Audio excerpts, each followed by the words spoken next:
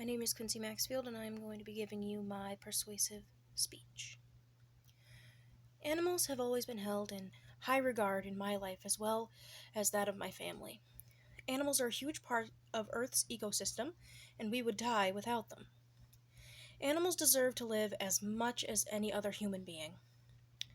This is why so many people have dedicated countless hours and their lives to rescuing and rehabilitating animals of every breed, size, and shape. No animal should ever have to go through the heartbreak of being abused or abandoned. This is why animal rescues are such an important part of society and life. Today, I want to ask you to never ever overlook an animal in need. I want you to try and help in any way you can to make sure the animals who have been through the ringer find a safe and loving home for the rest of their lives. First of all, I'd like to speak to you about the animals who are abandoned every year. According to the ASPCA, 6.5 million companion animals enter shelters every year. Approximately 3.3 million are dogs and 3.2 million are cats. Of that 6.5 million animals, almost 1.5 are euthanized every year.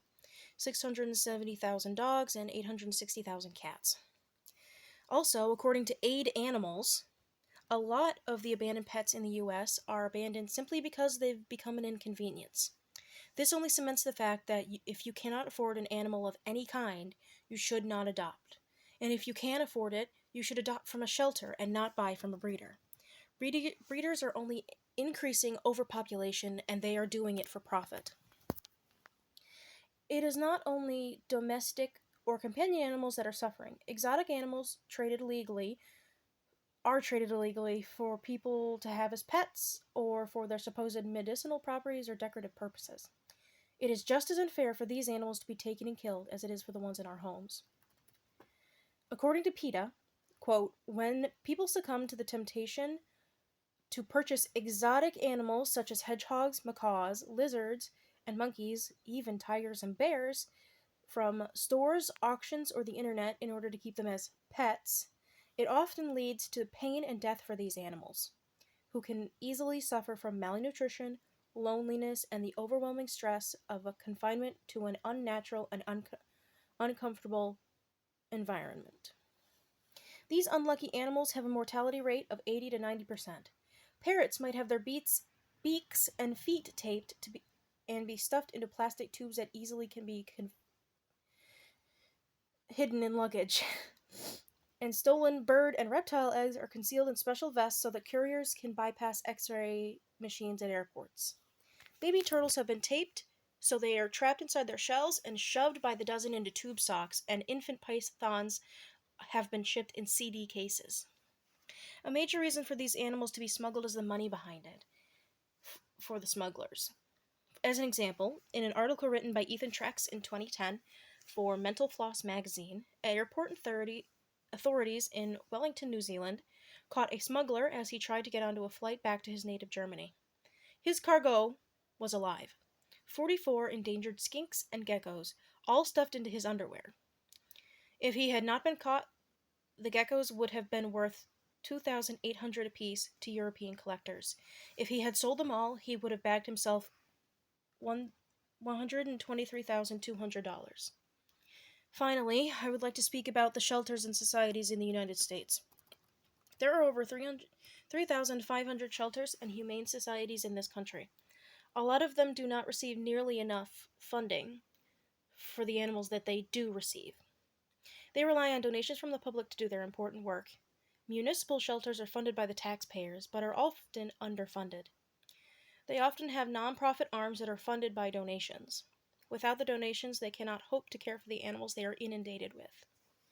According to Project Positivity on sittingforacause.com, the problem facing a majority of animal shelters is the lack of public awareness. This includes the ability or willingness to get their pets spayed and neutered, to prevent overpopulation, and in the valuable services that shelters provide in placing animals in good homes. Donations of care items like food and other essentials, as well as money, are greatly appreciated at shelters. In a video on humanewatch.org, they explain that the Humane Society of the United States, who are supposed to care for shelters and animals who have been abandoned, was given a D rating by Charity Watch because they spend more than 50 cents of every dollar donated on fundraising for the Humane Society and not on the animals in their care. They also bring up the fact that the Better Business Bureau revoked the HSUS of their certification, and they only send 1% of their overall budget to local shelters around the US. This only cements the fact that local shelters need our support. Finally, in conclusion, many animal shelters are doing fantastic work and putting in countless hours to help the animals that are unwanted, unloved, or even abused by people. They are so important to the lives of these pets, even if they seem insignificant to some of the general populace. The problem of shelters the problem of shelters being understaffed and overpopulated will only grow as the animal population increases. Some no-kill shelters are forced to turn people away because of understaffing and capacity limits. Shelters that do euthanize are forced to euthanize a large amount of unadopted animals so they can make room for the multiple animals that need somewhere to go. Because of this, because of being turned away and threat of euthanization, animals will be abandoned and more will die on the streets. That is not a worthy life for the animals who love us unconditionally.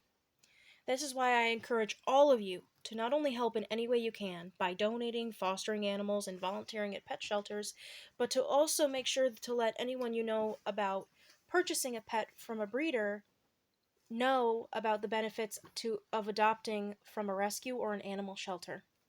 We are the only hope for these animals, and we should step in to save the lives of the animals that need us. If it was the other way around, would you want them to help us?